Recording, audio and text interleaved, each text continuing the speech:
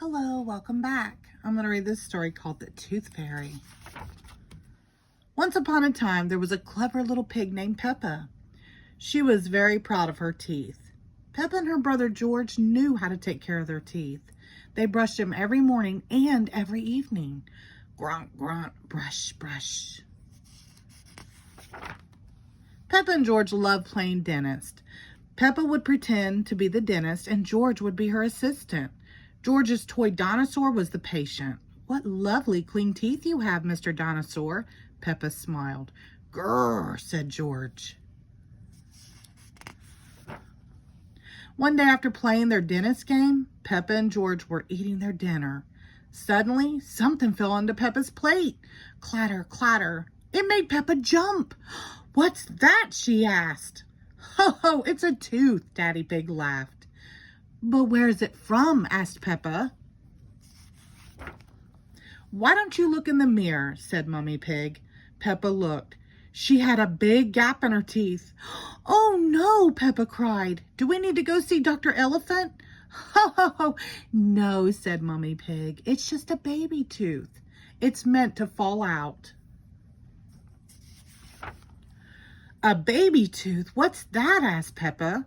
"A baby tooth is a tooth that falls out when you're young," explained Mummy Pig. "A new one will grow in its place." "What should I do with my baby tooth?" asked Peppa. "If you place it under your pillow, the tooth fairy will come. She will take your tooth and leave you a shiny new coin," said Mummy Pig.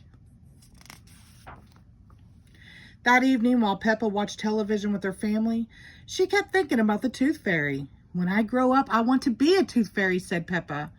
Daddy Pig chuckled. "What about you, George?" asked Daddy. George pointed at his dinosaur. "Dinosaur," he growled. Hee, hee, hee.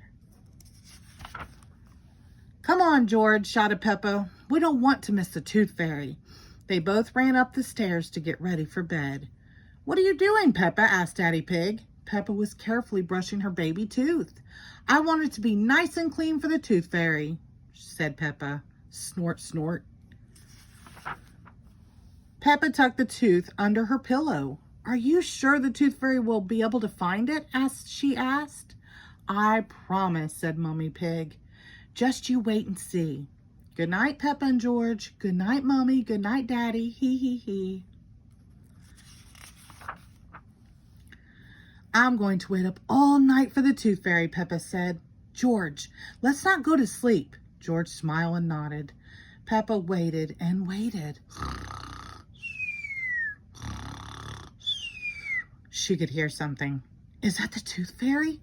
Peppa wondered. "George," she whispered, "did you hear that? Can you see the tooth fairy?" She climbed down to look at George. He was fast asleep. It was him making that noise. "I am much better at staying awake than George," Peppa sighed. She settled back in her bed. After a while, her eyes started to close. She quickly opened them again. "I am going to stay awake and see the tooth fairy," Peppa said to herself firmly. But soon she was asleep. Twinkle, twinkle, what was that? It was the tooth fairy. "Hello, Peppa," she whispered. "Would you like a coin in exchange for your tooth?" The tooth fairy gently took Peppa's tooth out from under the pillow and put a shiny coin in its place. "What a lovely clean tooth," the fairy said.